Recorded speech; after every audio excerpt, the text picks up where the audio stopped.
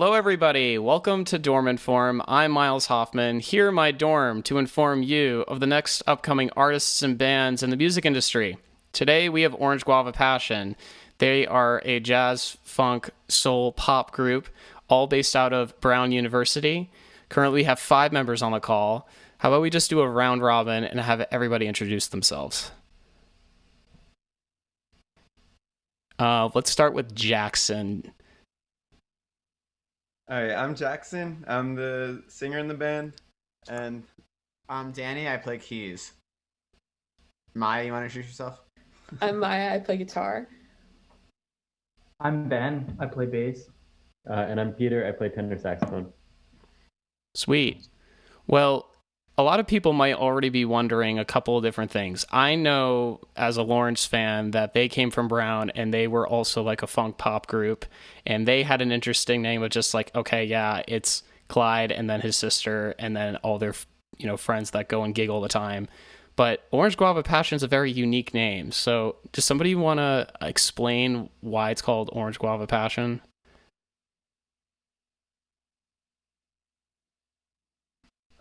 Jackson, you want to take it? I guess I can take this one.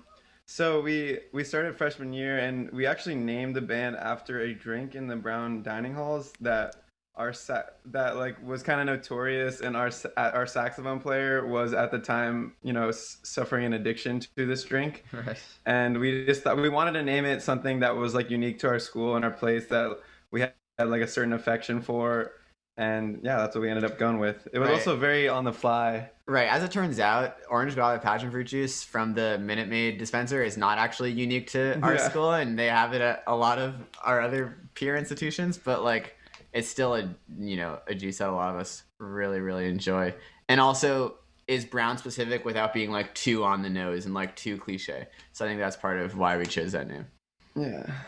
Yeah, that's sweet. I know that Belmont doesn't have Orange Guava Passion, but I know they have it's like mango pineapple or something like that. I know we have Minute Maid on campus, like it's the same sponsor, but that's just cool. So a drink brought you guys all together. That's pretty cool. So let's get into some of your content. I know that from what we have previously discussed that you guys are, all based in the funk and the soul and the pop kind of range of music. So I'm going to quickly, Zoom's our best friend, and we're going to share our screen, and you guys can see Spotify here, presumably. Yeah, very good. And let's first dive into what is ranked as number 1 on the OGP Spotify page of Eagletown. One thing that I wanted to ask Jackson about, since he does vocals on this, is before we even get into the song, what was kind of the vision going into the recording of Eagletown that you wanted to portray versus like every other OGP song that you guys have already released so far? Because Eagletown being the newest release, if I stand correctly, what was different about this song when you were singing it? Yeah, I mean, I feel like we've had like a relatively, similar approach for all of our recordings where we kind of do live arrangements like focused on our shows and our band, and then like the recording comes after that as just kind of natural extension, and it's very much I don't know, we don't like overproduce the vocals like on this. I usually just like do a couple takes and we just like we'll roll with them, and we try to not use like over processing or like pitch correction and stuff. We really like to keep that kind of raw like live feeling to the vocals. And I think this song was, I mean, I guess partially unique in that it kind of started off like in a lower octave where it was kind of a lot more casual and like speechy, and then I kind of like slowly ascend like as the song goes on, and it kind of works with the general themes of the song. Awesome. And yeah, adding off of that, what was like the first spark or inspiration behind the song, I guess? Like who was the first person to speak up and say, let's do this song and let's get it to Jackson so he can sing it, and let's get the group together so that we can record it? Yeah, so Maya wrote this, like the music of this song for the most part. She came to the band and like had these really, great melodic ideas. and chordal ideas, and then together we fleshed out the form of the song, like the breakdowns and whatnot, and then we kind of as a collective effort. I know Ben definitely had a heartfelt connection to the themes of the song, with his uprising in Colorado, and I think that it was definitely a very collective process in terms of the lyrics and the form and the arrangement, like the horn lines and the breaks. But definitely Maya like came to us with the initial idea, and then we fleshed it out as a group. Yeah, that's great. So we're going to take a quick listen to a certain section that I like of the song. I'm trying to remember the exact stamp. I believe it's around here. And bear with me, I'll probably do a little bit of scrubbing as we look through the song for the part that I'm specifically thinking about.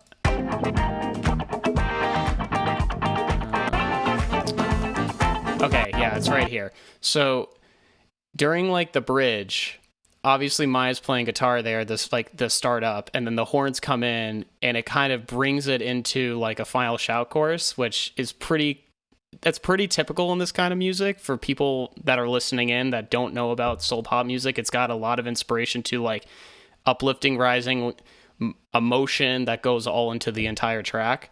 And this song definitely represents that. So good on everybody for like really being in the spirit with that when you guys were recording. I can definitely hear that. So let's go and check out right about here. I think this is where it starts.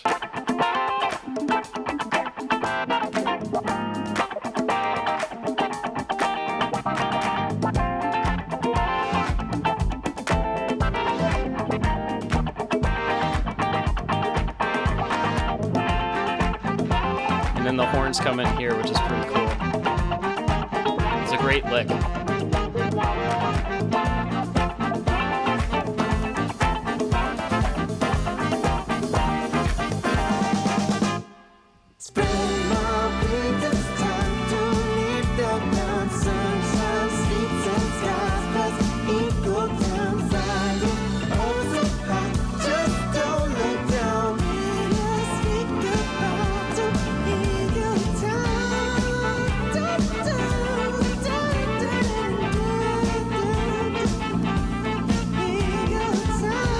Okay, I'm going to pause it there, but for anybody who liked what they heard, they should definitely go check out Orange Guava Passion on Spotify. They're on all platforms, presumably. And Eagle Town's a great track. So let's now get into the other end of it, which we were just talking a little bit about, just the horn licks. So horn section, specifically with the lick itself, did you guys like say, okay, we have a really good idea for the song, Maya's got a really good groove going on, specifically in this section, we're going to add this in? Or did you come forward and say, hey, let's just improvise and come up with something new and see what we can do with it?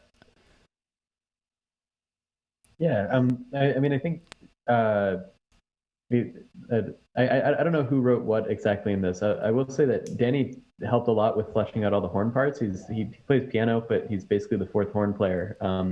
He's helped a ton with arranging. So I think we definitely played around with it, and it went through some iterations before it got to what it was. But I think we definitely thought of this like more in the overall context of the song and what it could add, instead of just like, this is the horns. Like it's in. I think in this one, better than any of our other songs, we really came up with something that like is part of the song instead of just something for the horns to do. Yeah, I agree with what Peter said. And yeah, we spend a lot of time like in my room, myself, Peter, Elliot, who plays alto saxophone, and Adam, who plays trumpet, just fleshing out these ideas, trying different things out. And yeah, I think like a lot of, I think we're pretty proud of a lot of that horn arrangement that went into the breakdown and the end of that song. I think there are a lot of cool like arranging tools happening. For instance, in the section we just listened to with the breakdown, you hear the horns come in with the do da da da da da da da da da da, and it's unison. And then the second time we do that line, it's actually a 3-part harmony. So it's da da da da da da da da da da da da da. Kind of understand what I'm saying. I think that's a pretty powerful tool for like a listener to hear. Okay, there's this unison line. I have that in my ear. It makes sense to me. Oh, now they actually are adding some harmony. And we do that similarly in the last two choruses. But yeah, I think what Peter said is really true, that it's really hard as like a band like this writing music to actually like think about how the horns can have a place in like have like a critical role in the song, as opposed to just like adding the horns like as like this auxiliary kind of like decoration on top when the whole song has been fleshed out. And I think we kind of I think we nailed it in this one. Yeah, no, I definitely think the same way. And I was also going to say, alongside that, the whole side of production for people who are kind of like audiophiles that like to listen to music for the overall arrangement and composition of it, the sense of layering is like very impressive for what you guys are doing here. So to think about splitting up what is, a unison line into 3 separate harmonies on a second go around, that's a great way to make it creative and also make it different and keep the listener, engaged. So that's just awesome. And I think that was definitely something I spotted from my first or second listen of Eagletown. And then later on, when I would tell my friends, they were like, this is really cool. We should definitely try to figure out and come up with like our own score arrangements of each harmony and everything, and see if we were able to play it. And for some context, like, I used to play trumpet in high school. I don't really play it much anymore, but I got plenty of friends that did, and they still play jazz and they love this stuff. And I mean, this is coming from Nashville, so like, this is almost like there's a level of impact, or the conversation is being brought across the country, really. So that's definitely an awesome part of all of this. So going from there, let's talk about some of your other content, which I know that you guys released an EP back in 2019 to premiere everything off. And from the EP, what do you guys like? I know everybody probably has their own favorite tracks and everything, but do you think universally there was one track that everybody really enjoyed the most? TJ definitely is a crowd pleaser, and sort of has a special place in our hearts because it was the first thing that we wrote all together. And definitely live, that's been a really fun song to play because all of our friends know it, and it's a good experience. Do you guys have any like experiences from the live setting? Because I know I'm going to acknowledge the elephant in the room. We're in the midst of COVID right now, and it's crazy. We don't have any ability to like go to live shows or anything. I saw this really funny Instagram post the other day of a guy wearing a mask holding up a cardboard sign saying, "Bring back live shows for me, please." And I just really related to that because, like, if one thing if I could hope and wish for at the end of all this, that we would get live shows back in some way, shape, or form, whatever that might look like. So do you guys have any experiences? Let's specifically talking about TJ, from in the live setting. What kinds of experiences was it like being on Brown, playing for everybody? Ben talk or something. I think with TJ, the impetus to writing the song came from us wanting to play a lot of shows right at the start of our freshman year. So we were like, all right, we have a group of people together. What are we going to play? Right. And we sat down. We had an audition for a gig that a bunch of Brown bands play at. And like an hour beforehand, we were like, we don't have anything to play. Let's write something. So we kind of just fleshed out some stuff. We didn't even really have the lyrical content fully figured out yet, but we had a couple of, verse chorus ideas, sat down in about 45 minutes, wrote most of TJ, and then came in and auditioned with it and just had a lot of fun. And I think the energy of just kind of that raw quickness in the song carries through to a lot of the live shows of like, we just have a lot of fun playing it, and people scream about Trader Joe's and juice and tasty samples in the back and all of that. So I think we just have fun playing it, and I think that's kind of where a lot of the energy of the song comes from too. Yeah, no, that's great. I'd be curious to know, do you guys know about, like, I forget what the exact name of the juice is, but it's like a seven fruit juice, and it comes in the like really obscure glass, and it's only sold at Trader Joe's. It's like the Power of 7 juice or something. I'm not sure if you guys have ever heard of it, but like, definitely the first thing that came into my mind was like, okay, orange guava passion is the juice, TJ, Trader Joe's, and the first thing I thought about was that drink. And I don't know, I can imagine like there's not really much you can do with that, but there's just like a cool thought in my head. I don't know, something to think about. If not, go check out the juice. It's great. Yeah. It's like I have openly said this like on the show that I'm Jewish, and the first thing that comes to my mind with all this is the fact that that kind of juice is like it's like a supreme version of grape juice, and I can only imagine drinking that at Shabbat rather than just having like whatever the I already forget what the standard kind is I usually have with challah, but like it's whatever. So anyway, do you guys have any preference in terms of like a specific portion of the song of TJ that you want to talk about? I love the song overall, like, you know, beginning to end. I mean, unanimously, I think I like most of your songs from like beginning to the end. I just think the arrangements are great. But anything particular that you want to just highlight? I think we should probably talk about the post-chorus neo soul kind of section at least a little bit, because that is pretty unique to the song and unlike the others. Sweet. Yeah. And before we jump in, I was gonna say I think Ben really hit the nail on the head. Oops, sorry. Yeah, no, I was just queuing it up. Oh, good. I was gonna say I think Ben really hit the nail on the head that this was like very much like not improvised, but like the song was very much like not like, it's pretty surreal for us to hear about the fact that you're like talking about it in Nashville, because like we wrote it very much as just like, you know, a fun thing for us to just like play with our friends and like enjoy and like play live shows, and like the fact that it's like now getting around on Spotify is like pretty crazy for us, because like that was totally not where we like originally envisioned it even going. Yeah, no, I remember. I know Danny. Before we even jump at the TJ. We were just talking before on the call that you're also involved with Couch, and I know we had Couch on the show last season, and one of the things that we were talking about was that people in the Nashville area, specifically, I'm thinking of like venues like Third and Lindsley, the Basement East, here in just Nashville, they were wanting Couch and other smaller university groups going on tour to Nashville areas because the Nashville music scene wanted those bands, and that was right before COVID. So like that kind of gives you some, you know, retrospective what happened and why things haven't really progressed as quickly as they could have. But that's definitely something that's really fascinating to me. And you don't even realize that like I've had friends that go to like the Wolfpack shows and like the Madison Square Garden show. They went and flew out to that like, you know, on a whim in the middle of classes and this was like groups of people. This wasn't just like one or two people. This was like a dozen or so people wanting to go out to the show. And it's because people are loyal to the music, people are loyal to the sound, and they also love supporting what is, you know, very independent, very raw music. And I think the best atmosphere for that has been colleges, you know, whether you are the creators or you the listeners. So, but yeah, fascinating stuff. So let me quickly see where TJ plays the neo chorus.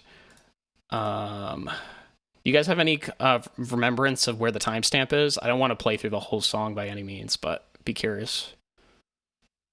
I have no idea. It should be around there though. That looks right. I'll just scrub and see.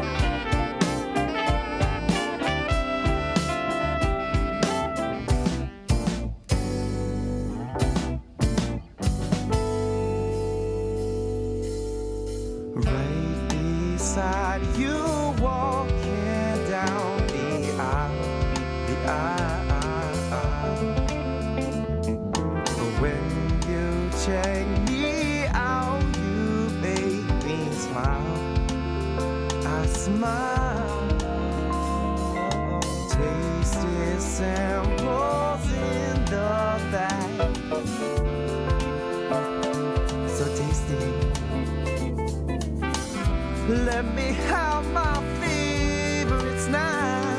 Oh, baby, so tasty. All my efforts you will look.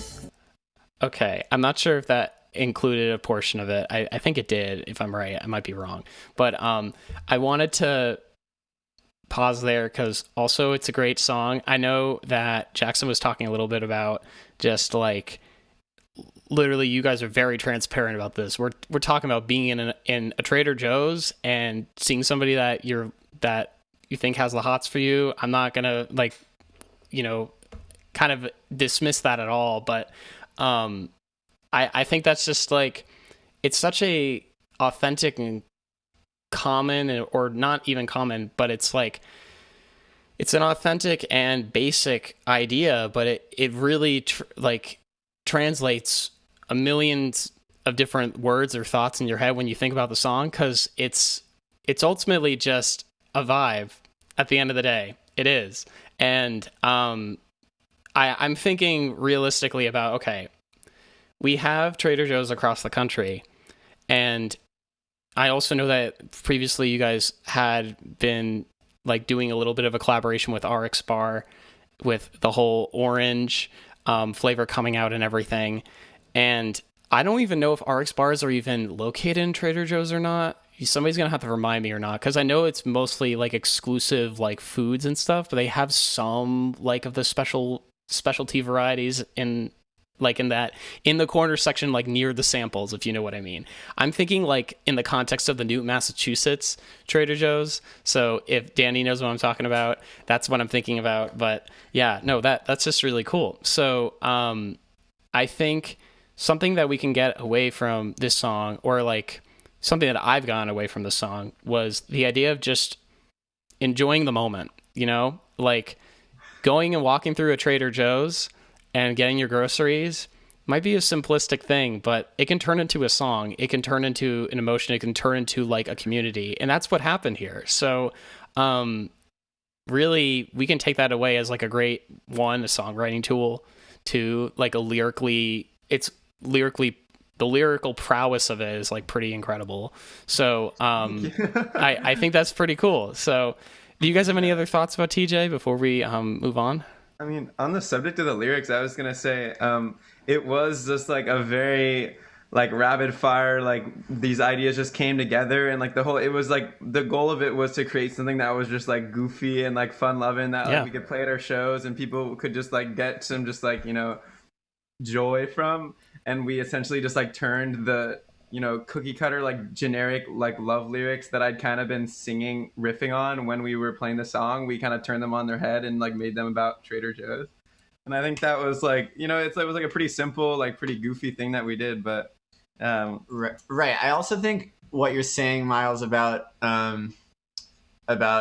this is a pretty like basic idea. Like, I love Trader Joe's. I love shopping at Trader Joe's. I think one of the things that's unique to our band, and not necessarily unique to our band, but one of the things that at least is definitely true about this band is that we try not to take ourselves too seriously, and we try to kind of reflect that goofy and goofy attitude in our songs. At the same time, we do try to push the envelope with our arrangements and the kind of stuff that we put into these songs, like you just heard, right? Like, TJ's not just a pop song; it has this whole kind of like neo soul, like Moonchild-esque, whatever, like post chorus. And so right, I think that there's this balance between like what's happening musically, but also like still being fun loving and goofy. If you guys want to speak to that more, Jackson, if you want to. Yeah, I mean, hearing it now after not having heard it for a long time, it's fun to listen to it and kind of think about where we were. I think it really represents that well. And we had all these different ideas and kind of wanted to put them in one space. And it can definitely be a little bit, jumping back and forth. But I think it works well. It kind of captures that excitement from, just starting to play together. And it's fun to listen to now. Yeah, no, that's great. I'm sorry. Oh, no, go ahead. I was gonna say, and like obviously we can go back and like be like super hypercritical of a specific like performance and like arrangement choice that we made. But I think one thing that I like really appreciate about it is it does just like capture that really raw like feeling, and like especially in the jam section, like we could like for Eagle Town and the other songs we like arranged like very like so precisely like specific like horn lines and solis like in Own It. But this was like a very raw jam section that like really captures the feeling of like when we would just play it at like college parties and we just have the horns blaring and like I don't know, I think that's something that is just like pretty fun about it. Yeah, no, I think all around between the three of you guys, what you just gave as a little bit of an anecdote for the song, I think that really relates to just the overall like artistic vision that you guys have with the group and what you want to do with it. Danny, specifically, you were mentioning earlier about how like it's the complexity of the arrangements, but the basic attitude of the, laid back nature of the whole topics of each song. I think that speaks like, really well for what the overall marketing kind of looks like for the song and how you guys are planning to further progress all of your music. So I'd be curious to know, we're in the middle of COVID, and hopefully we're going to come out of this, much better people and have a much better understanding of how we're going to be able to handle situations like this in the future. But musically, I presume, given some of your social media posts, that you guys are figuring out ways to prepare new songs and prepare new ideas for upcoming releases. So what has that been like? I'd be curious to know. Anybody can provide an answer to that. We've kind of been doing some Zoom writing sessions, and when it was a little bit warmer, we were practicing a bit in Will's, our drummer's, driveway, which was fun while it lasted. It's definitely been tricky, but I think we've got one idea that's a little bit more fleshed out, and I think we're gonna start trying to record that sort of separately from our individual homes and then sending in the stems to each other. Right. But it's taken some creative thinking to make it work. Yeah. No, I remember when I was speaking with Couch, it was a very similar process of how like everybody was all over the country. They were all going to different schools, yet they made it happen. And it was, of course, that idea of sending over a wave track, sending over back another wave track, figuring out, do we want to change one lyric there? Do we want to add in the guitar there? That kind of thing.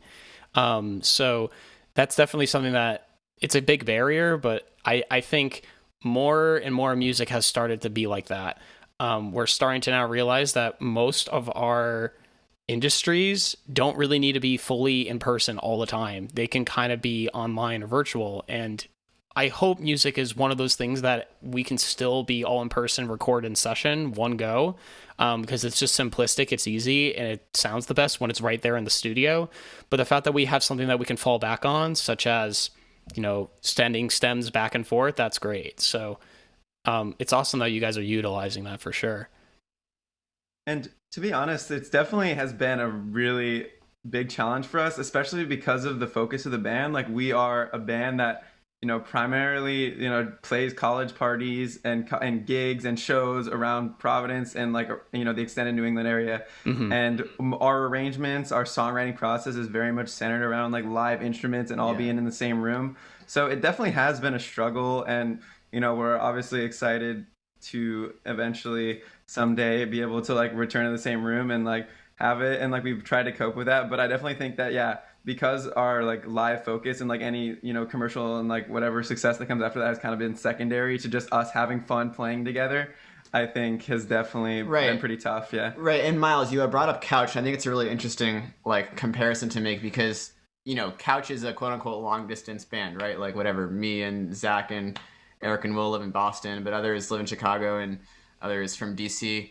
And so they've been doing the long distance band thing, writing over FaceTime, like writing as they record. They've been doing that thing since our conception, I should say. But we're not that way, right? So like our arrangements are tested at gigs before we actually take them to the recording studio. And so I think Couch was kind of poised to handle this pandemic and say, wait a second, we can keep producing music at the same, not quite at the same like rate as we have in the past, but like Couch, like we have an EP coming out in February that I think is really, really pretty high quality and is impressive that it came out of COVID, but that's because like Couch writes as they record and Couch, like production is very much like a part of the Couch writing process, whereas it's not the case for us. So I think it's just two different approaches that are kind of affected different ways by the pandemic, if that makes any sense. Yeah, no, that does. And I think it's surprising to think that there are so many groups. I actually was just for those who are listening to the previous episode of this season, I had Bad the Band from New York City on the show. They had a couple of singles released, and really they were put on like a big halt, and they didn't really have anything releasing amidst COVID until their most recent release, which I'm not sure if you guys heard of Bad or anything, but their music's great. You should definitely check it out. But it's Earth in Retrograde. And that song specifically was to focus on the fact that this is COVID. There's so many different things going on all at once in 2020. Why can't we just have the year come to an end?